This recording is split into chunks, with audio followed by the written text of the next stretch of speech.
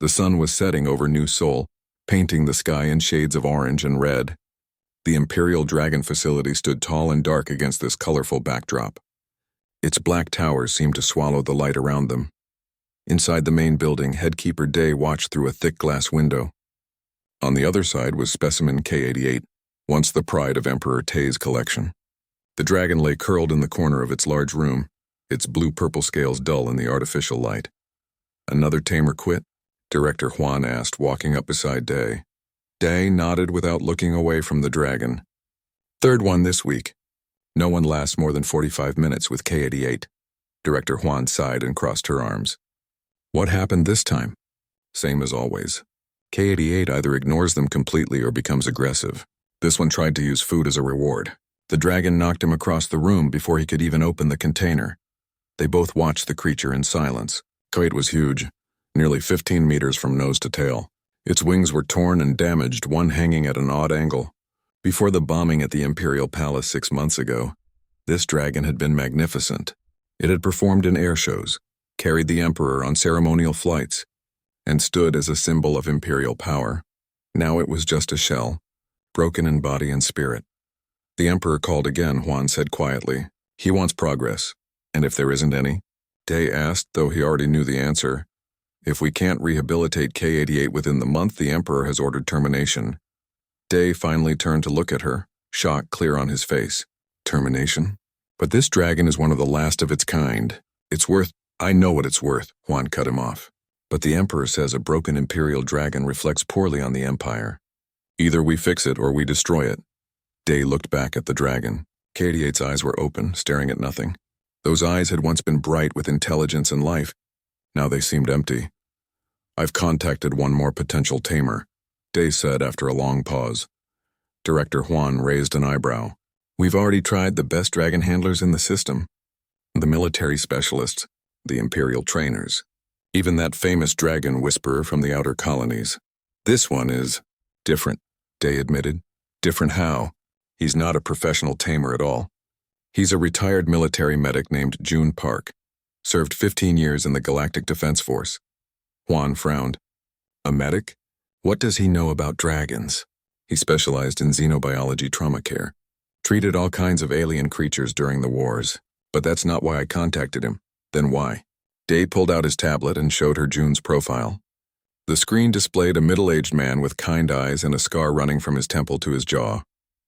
He's raised 3 children alone after his partner died in the Centauri conflict. By all accounts, he did an amazing job with them despite their trauma from losing a parent. Juan stared at the profile, then at Day like he had lost his mind.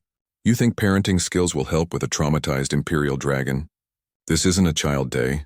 It's a dangerous predator." With respect, Director, K-88 lost its handler in the bombing. They had been together for 8 years. The dragon watched him die and couldn't save him.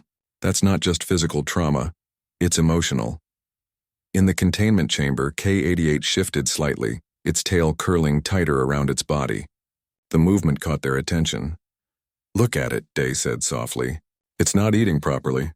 It's not sleeping. It's given up. We've tried force. We've tried dominance. We've tried rewards. Nothing works. And you think this single father can do better?" Day shrugged. "At this point, Director, what do we have to lose?" Juan watched the dragon for a long moment before nodding slowly. "Fine, when can he start?" "He arrives tomorrow morning." "Does he understand the risks?" "K-88 has injured 3 handlers already. I made everything clear. He still wants to try." The next day, June Park stepped off the transport at the facility gates. At 45, his hair had begun turning gray at the temples. He wore simple clothes, worn jeans, a blue shirt, and an old leather jacket. Nothing like the specialized gear most dragon tamers used. The guards at the gate looked at him with obvious doubt as they scanned his ID card. "You're the new tamer?" one asked, not hiding his disbelief. "I'm here to help with K-88, June replied simply.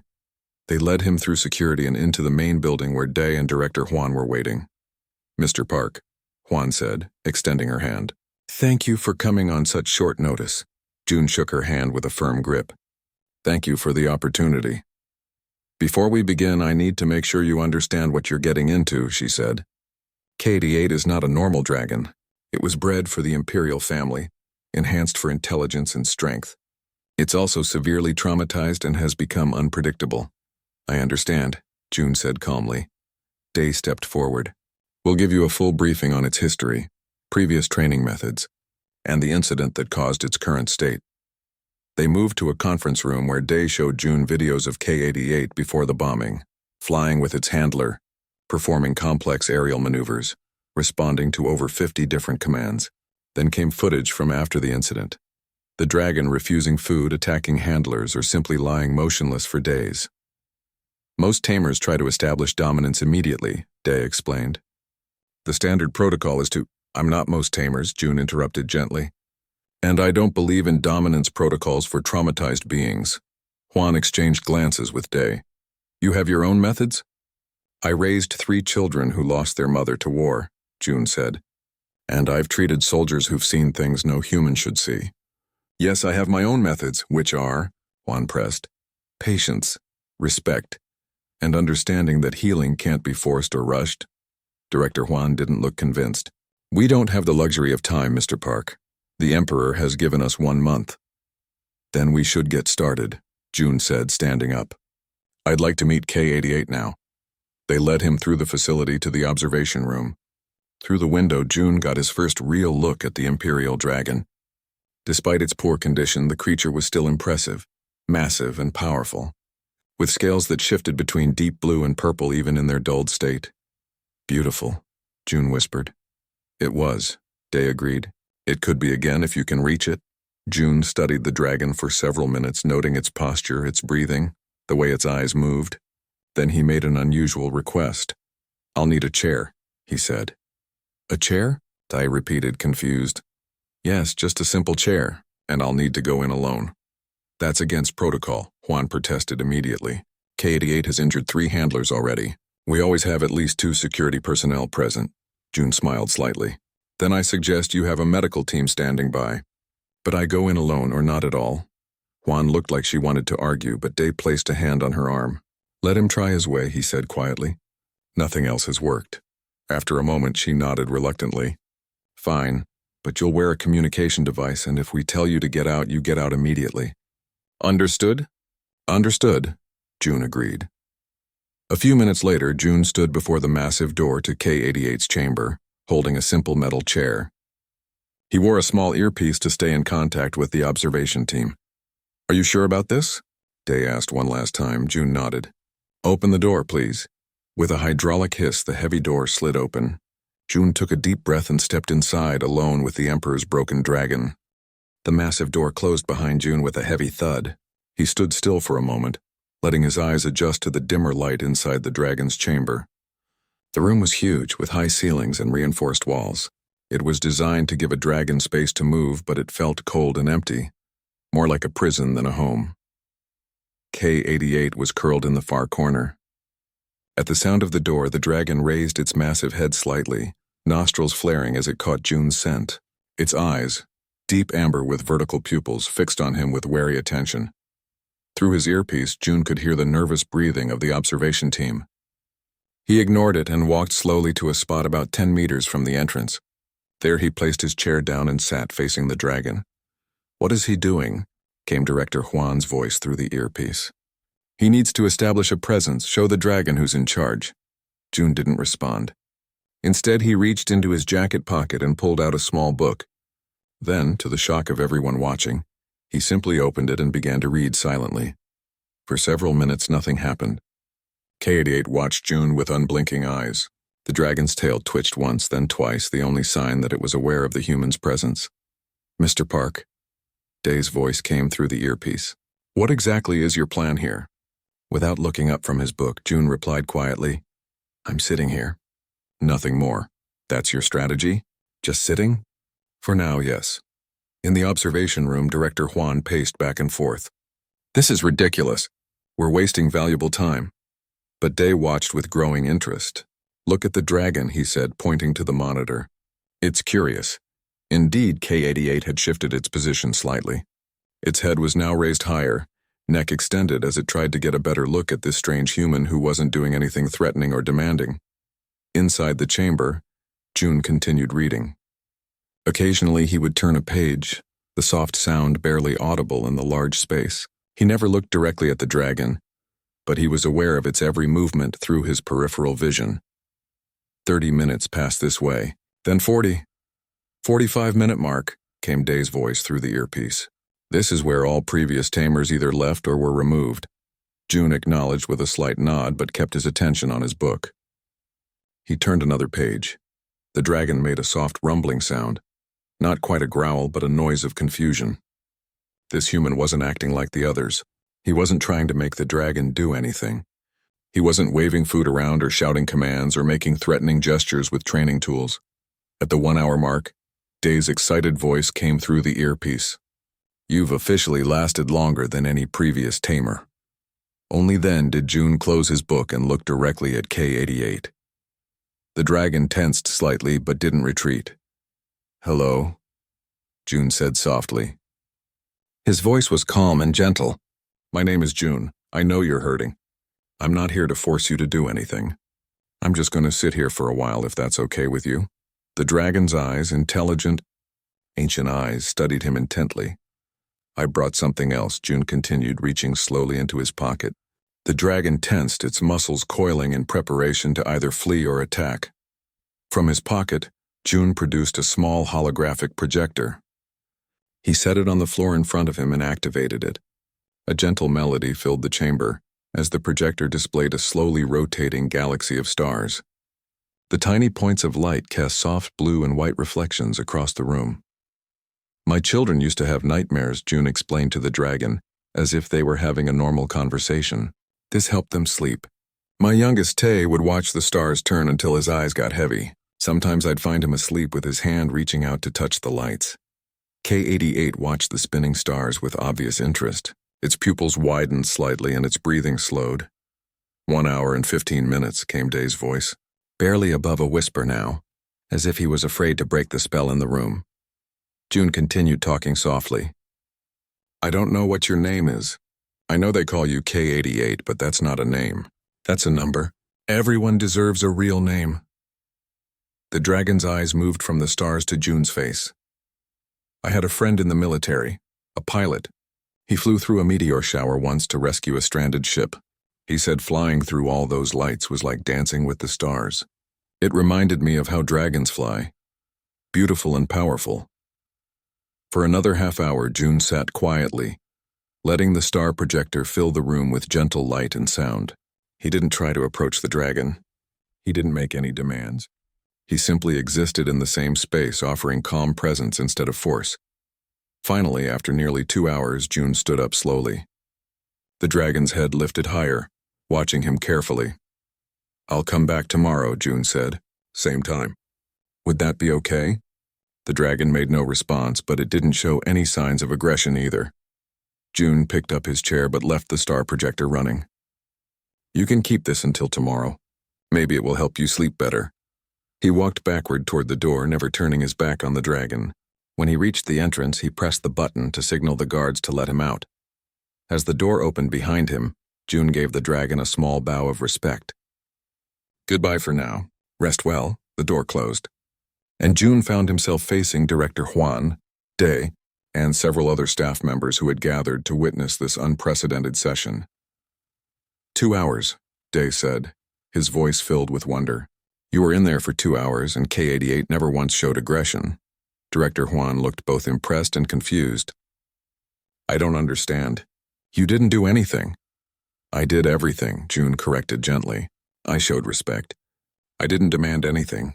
I shared something personal. And most importantly, I gave K-88 a choice. A choice? Juan repeated. Yes, the choice to engage or not. To trust or not. Every being needs to feel they have some control over their life, especially after trauma takes so much control away. Day nodded slowly. What's your plan for tomorrow? More of the same, June said. Building trust takes time. There are no shortcuts. The Emperor wants results, Juan reminded him. And he'll get them, June assured her. But not through force. K-88 has been through enough of that. As they walked back to the main office, Day asked, Do you really think you can rehabilitate this dragon in less than a month? June considered the question carefully. I don't know. But I do know that K-88 is still in there. The real dragon beneath all that pain and fear. I saw it in his eyes when the stars came out. His? Juan asked. How do you know K-88 is male? June smiled slightly. I don't. It just feels wrong to call such a magnificent creature it. That night, the night staff reported something unusual. For the first time since arriving at the facility, K-88 slept peacefully, curled around the small star projector, its soft light reflecting off the dragon's scales like distant galaxies. And in his small temporary quarters on the facility grounds, June called his 3 children to tell them about his first day with the Emperor's dragon. His oldest daughter Sue asked the question that was on all their minds. Dad, are you sure you can help this dragon when no one else could? June looked out his window at the night sky where real stars now shone. I don't know, sweetheart, but I have to try. For the next 7 days, June followed the same routine. He arrived at the facility each morning at exactly the same time. He carried his chair into K-88's chamber, sat in the same spot, and simply existed in the dragon's space. Sometimes he read his book. Sometimes he talked softly about his children or his time as a medic. Often he just sat in comfortable silence, the star projector spinning between them. On the 8th day, something changed. When June entered the chamber, K-88 was not in its usual corner. Instead, the massive dragon was lying closer to the center of the room. Its head lifted as June entered, eyes tracking his movements with clear interest rather than suspicion. Good morning, June said, as he did every day.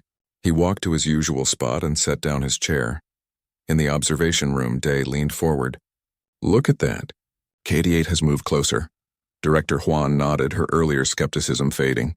It's the first voluntary change in behavior we've seen in months. Inside the chamber, June sat down and pulled a small container from his pocket.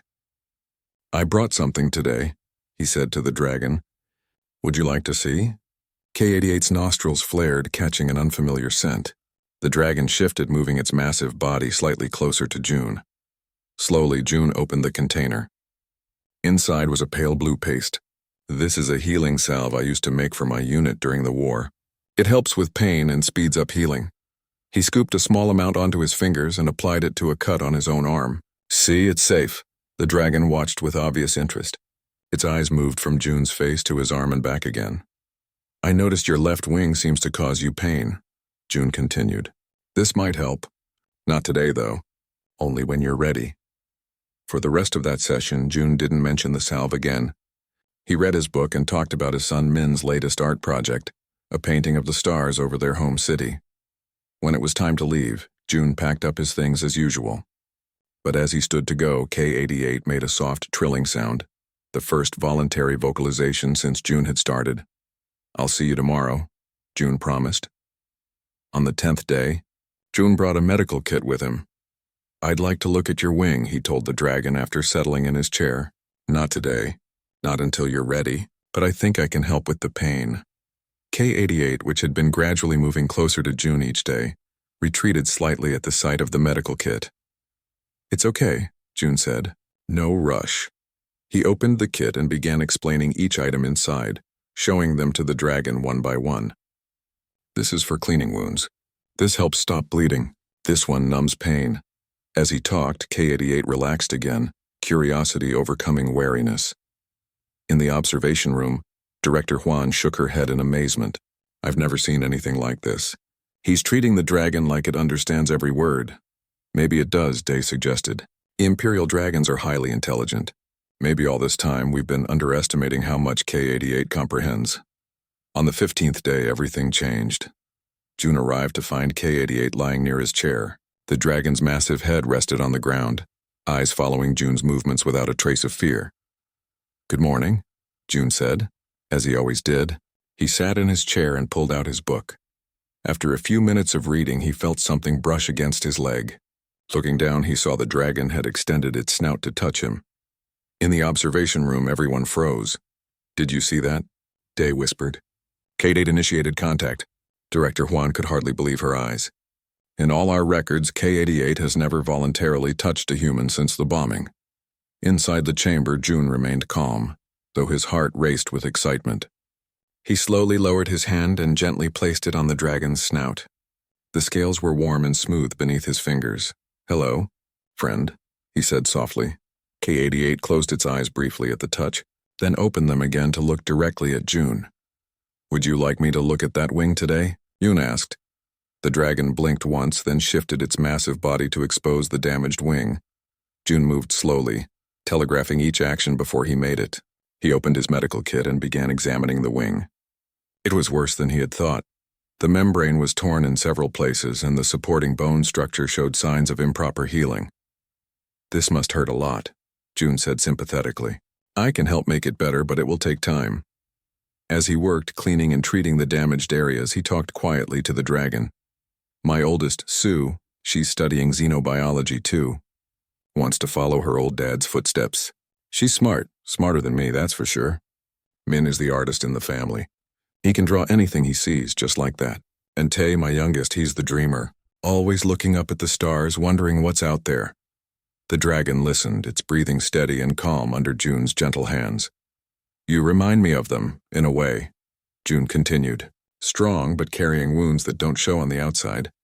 When he finished treating the wing, June sat back in his chair. "There, that should feel better in a few days. We'll need to do this regularly to help it heal properly." To everyone's shock, the dragon made a sound, not a roar or a growl, but a soft, musical trill that resonated through the chamber. It was the first positive vocalization K-88 had made since the bombing. "You're welcome," June said with a smile. That evening, June met with Director Juan and Dai to discuss his progress. "This is remarkable," Juan admitted. 2 weeks ago I thought this was a waste of time. Now K-88 is responding," Dai finished for her. "It's eating better, moving more, and actually seeking interaction." June nodded. "He's starting to trust again. That's the first step." Juan raised an eyebrow. "Yes," June said firmly. "I've been watching his behavior patterns. K-88 is definitely male." "The Imperial records don't specify gender," Dai noted. "The breeding program didn't consider it important information to share with handlers." "Well, it's important to him," June said. "And he needs a name. A real one, not a number." Director Juan frowned. "That's not our decision to make. K-88 is Imperial property." "He's a living being," June countered gently. "And names matter. They give identity and dignity." Before Juan could argue further, her tablet chimed with an incoming message. Her eyes widened as she read it. "What is it?" Dai asked. "The Emperor is coming," she said, her voice tight with sudden stress. "He wants to see our progress personally. He'll be here in 3 days." June remained calm. "Then we have 3 days to prepare." "This changes everything," Juan said, pacing now. "We need to show results, concrete results. Can you get K-88 to respond to commands by then? Maybe demonstrate some basic obedience?" June shook his head firmly. "That's not what he needs right now. Pushing him too fast could undo all our progress. But the Emperor—" "We'll see an improving dragon," June interrupted. "One that's healing, both physically and mentally. If that's not enough for him, then perhaps he doesn't deserve such a magnificent creature in the first place." The room fell silent at his bold words. No one spoke that way about the Emperor. Finally, Dai cleared his throat. "What do you need from us, June?" 3 more days exactly like the past 15. No changes. No pressure. Just continued healing and trust building. Director Juan looked like she wanted to object, but instead she nodded reluctantly. "Very well. But if the Emperor is displeased, then I'll take full responsibility," June said. That night, as June called his children for their daily update, his daughter Sue noticed something different in his voice. "Dad, what's wrong? Did something happen with the dragon?" "No, sweetheart. Actually, we had a breakthrough today. He let me treat his wing. That's amazing. So why do you sound worried?" June sighed. "The Emperor is coming to inspect our progress, and I'm not sure he'll understand that healing can't be rushed." "Then make him understand," his son Min said simply. "You always told us that people need to hear the truth even when it's not what they want to hear." June smiled at his son's words. "When did you get so wise?" "I learned from the best," Min replied. As June ended the call, he looked out at the night sky. Somewhere in the facility, K-88 was also looking at the stars from his projector. 2 beings from different worlds, both carrying scars, both finding a way forward together. 3 days, June whispered to himself. "We can do this." The next 3 days passed quickly. June spent more time with K-88, carefully treating the dragon's wing and building their bond. The dragon was now comfortable enough to let June touch other parts of his body, checking old scars, massaging stiff muscles, and applying healing salve to dry patches on his scales. On the morning of the Emperor's visit, the entire facility was in chaos. Staff members rushed to clean every surface, security protocols were doubled, and everyone wore their formal uniforms, everyone except June. "You can't meet the Emperor dressed like that," Director Juan said, eyeing June's simple clothes with dismay. "We have a spare uniform you can wear." June shook his head. "K-88 knows me in these clothes. Changing now would confuse him. Today of all days, we need to keep things normal for him." Juan looked like she wanted to argue but was interrupted by Dai rushing into the room. "The Imperial shuttle just entered our airspace," he announced. "They'll be landing in 10 minutes. Director Juan took a deep breath. "Very well. Let's proceed as planned. June, you'll continue your regular session with K-88. When the Emperor arrives, we'll observe from the viewing room first. If he wishes to see more, we'll communicate through your earpiece." June nodded and headed to K-88's chamber. As he walked, he thought about what his children had said. Tell the truth, even when it's not what people want to hear. He hoped the Emperor would be willing to listen. Emperor Tay was younger than most people expected, only in his early 40s. He had a sharp face, intelligent eyes, and carried himself with natural authority. His clothes were surprisingly simple for an emperor, though made of the finest materials. He arrived with only 4 guards and 1 advisor, much less than the large entourage everyone had prepared for. "Your Majesty," Director Juan said, bowing deeply. "We are honored by your presence," the Emperor nodded briefly. "Where is the dragon?" "This way, Your Majesty," Day said, leading them to the observation room. Through the large window, they could see into K-88's chamber. June was sitting in his usual chair, but the dragon was not in his usual spot. Instead, K-88 was lying with his massive head resting near June's feet. June was reading aloud from his book, one hand resting on the dragon's snout. "Impossible," the Emperor whispered, his eyes wide. "Mr. Park has made remarkable progress," Director Juan said quickly. "As you can see, K-88 is now comfortable with human contact again." The Emperor watched in silence as June closed his book and began examining the dragon's wing. K-88 stretched it out willingly, allowing June to apply medicine to the damaged areas. "How long has this been going on?" the Emperor asked. "Mr. Park has been working with K-88 for 18 days now," Day explained. "The physical contact began on day 15. And before that? Before that, he simply sat with the dragon, talked to it, let it get used to his presence." The Emperor's eyes narrowed. "That's all? No training techniques? No commands?" "Mr. Park's methods are unconventional," Director Juan admitted, "but effective, as you can see." Inside the chamber, June had finished treating the wing and was now polishing K-88's scales with a soft cloth. The dragon's eyes were half closed in contentment, a low rumbling sound almost like a purr filling the room. "I want to meet this man," the Emperor said. When June emerged from the chamber, he found the observation room filled with people. He recognized the Emperor immediately from news broadcasts, though the man was less intimidating in person than June had expected. June bowed respectfully. "Your Majesty, Mr. Park," the Emperor said, studying him with intense interest. "You've accomplished what my best tamers could not." "How?" June considered his answer carefully. "With respect, Your Majesty, I didn't tame K-88, I befriended him." "Him?" "Yes, K-88 is male, and he needs a proper name, not a number." A tense silence fell over the room. The Imperial advisor looked horrified at June's directness. Director Juan closed her eyes briefly as if expecting disaster, but the Emperor simply raised an eyebrow. "You've named my dragon?" "I have a name in mind," June admitted, "but I would never presume to make that decision without your approval." "And what name would you give him?" "Beal," June said. "It means star in the old language. He loves to watch the stars." The Emperor was quiet for a moment, then asked, "May I see him up close?" Director Juan stepped forward quickly. "Your Majesty, while K-88, I mean the dragon, has shown improvement, we can't guarantee your safety if—" "I didn't ask for guarantees," the Emperor interrupted. "I asked to see my dragon," June spoke up. "If I may, Your Majesty, I believe it would be best if I introduced you." By all, K-88 is still easily startled by new people. The Emperor nodded. "Lead the way, Mr. Park." Back in the chamber, K-88 had moved to the center of the room, sensing that something was different. When the door opened and June entered with the Emperor, the dragon's body tensed. "It's okay," June said soothingly. "This is a friend." He walked slowly to his usual spot, gesturing for the Emperor to stay near the door for now. The Emperor, showing surprising humility, followed June's lead. "By all," June said to the dragon, "this is the Emperor. He's come to see how you're doing." K-88's eyes fixed on the Emperor, pupils narrowing slightly. There was recognition there. The dragon clearly remembered the Emperor from ceremonial events before the bombing. "He remembers you," June said quietly, "but he's not sure if he can trust you." The Emperor's expression changed, softening slightly. "I've known this dragon since he was newly hatched," he said. "He used to perform at every imperial celebration." June nodded. "Would you like to come closer? Move very slowly and stop if I signal."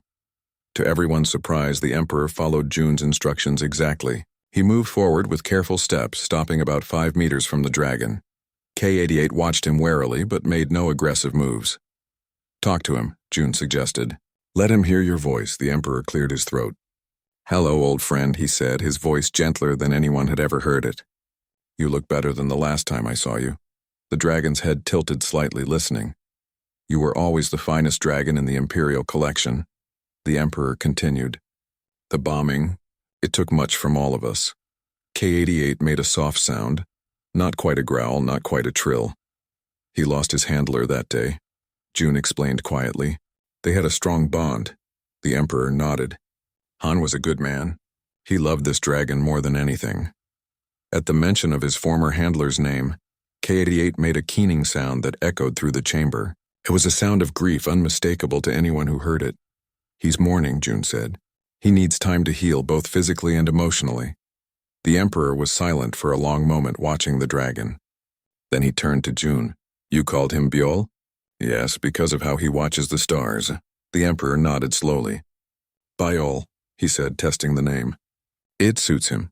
From the observation room, Director Juan and Day watched in amazement as the Emperor continued talking quietly with June and the dragon. After about 20 minutes, the Emperor did something unprecedented. He sat down on the floor, making himself less threatening to the dragon. "I've never seen His Majesty sit on the floor before," Day whispered. "Not even at the most informal gatherings." Juan shook her head in wonder. "June Park is changing everything." Inside the chamber, the Emperor looked up at June. "Tell me what he needs." "Whatever it is, I'll provide it." June smiled slightly. "He needs space, Your Majesty. A proper habitat, not this containment chamber. Room to stretch his wings once they heal. Fresh air, natural light. Done," the Emperor said without hesitation. "What else?" "Consistency. The same people caring for him, the same routines. And time to heal at his own pace." The Emperor nodded. "And you? Will you continue working with him?" June hesitated. "I would be honored, Your Majesty, but I have children at home. I can't live at the facility full-time." "Then Biol will be moved to a facility closer to your home," the Emperor declared, "and you will be appointed as his primary caretaker, with a schedule that allows you to be with your family." June bowed deeply. "Thank you, Your Majesty." As they prepared to leave the chamber, K-88, now officially named Biol, made the soft trilling sound that June had come to recognize as contentment. The Emperor paused at the door, looking back at the dragon. "Biol," he said, as if committing the name to memory. Then to June, "You've given him back his dignity. I won't forget that." As the door closed behind them, June felt a weight lift from his shoulders. The Emperor had listened. Biol would have a chance to heal properly now. In the corridor, the Emperor turned to Director Juan. "Make the arrangements for Biol's transfer immediately, and draw up an official appointment for Mr. Park as Imperial Dragon Keeper." Juan bowed. "Yes, Your Majesty." The Emperor looked at June one last time before departing. "My dragons have always been symbols of imperial power, but perhaps they can be more than that. Perhaps they can remind us all of what we've lost and what we can regain with patience and care." With those words, he was gone, leaving June standing in the corridor with a new title and a future he had never imagined. That night, when he called his children, he had good news to share. "How would you all feel about having a dragon for a neighbor?" 1 month later, June stood on a grassy hill overlooking a valley. The morning sun cast long shadows across the landscape. Behind him stood a new facility. Nothing like the cold, prison-like building where he had first met Biol. This place had open spaces, flowing water, and natural rock formations. Most importantly, it had no ceiling, just a nearly invisible energy shield that kept the dragon contained while allowing him to feel the sun and rain. "Dad, he's coming." Tae, June's youngest son, pointed excitedly at the sky. June smiled and put his arm around his son's shoulders. All three of his children had come to witness this important day. Sue, his oldest, stood with her camera ready. Min, the middle child, was already sketching the scene in his notebook. A dark shape appeared against the blue sky, growing larger as it approached. Biol's scales caught the sunlight, flashing brilliant blue and purple as he soared through the air. "He's beautiful," Sue whispered, snapping photos. June nodded, his chest tight with pride. This was Biol's first real flight since his wing had fully healed, a milestone that many had thought impossible just 2 months ago. The dragon circled the valley once, twice, then a third time, each pass bringing him lower. Finally, he landed gracefully on a large, flat rock near the water. His wings, now strong and whole again, folded against his sides as he turned to look at the humans on the hill. "Can we go down?" Tae asked eagerly. "Slowly," June cautioned. "Remember what I told you about approaching him." The family made their way down the hill. Biol watched them come, his head held high and proud. He looked nothing like the broken creature June had first met. His scales gleamed with health, his eyes were bright and alert, and he carried himself with dignity. "Good morning, Biol," June called as they approached. That was some impressive flying. The dragon made the trilling sound that June had come to recognize as a greeting. Then, to June's surprise, Biol lowered his massive head in a gesture that looked almost like a bow. "He's showing respect," Sue said quietly. She had been studying dragon behavior ever since her father took this job. June nodded. "Biol, these are my children. Sue, Min, and Tae." The dragon studied each of them in turn, his intelligent eyes taking in every detail. Then he extended his neck, bringing his snout close to them but not touching, waiting for them to make the first contact. "May I?" Sue asked her father. "Go ahead," June said. "He's giving you permission." Sue stepped forward and gently placed her hand on Biol's snout. "Hello," she said softly. "Dad has told us so much about you." Min and Tae followed their sister's example, each greeting the dragon with respect and wonder. Biol remained perfectly still, allowing the children to touch him. "He likes you," June said, smiling at the scene before him. "How can you tell?" Mine asked, his eyes. "See how the pupils are wide? And listen to his breathing, slow and steady. He's relaxed." Tae, always the boldest of the three, asked, "Dad, do you think he'd let me ride him someday?"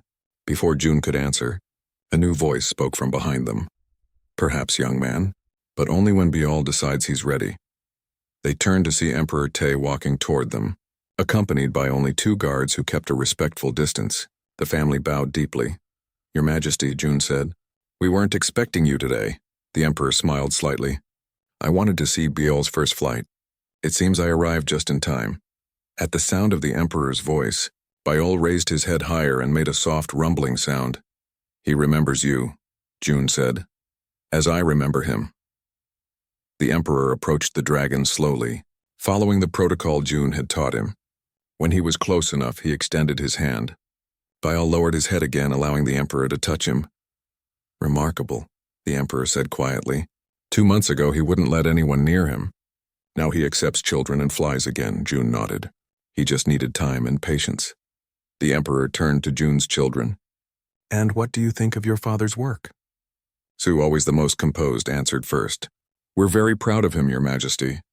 "And of Biol," Tae added quickly. "He's the coolest dragon ever."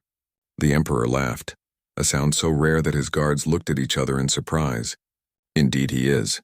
For the next hour they all watched as Biol explored his new habitat. The dragon seemed to enjoy showing off for his audience, diving into the lake and emerging with a large fish, which he ate in 2 bites. He climbed rock formations with surprising grace for such a large creature. And twice more he took to the sky, each flight longer and more confident than the last. The Imperial veterinarian says his wing has healed completely. The Emperor told June as they watched. No permanent damage. His physical wounds were never the biggest concern, June replied. It was his spirit that needed healing. The Emperor nodded thoughtfully. You were right about that. All my previous tamers tried to break his will, to make him obey through fear or force. You showed him respect instead.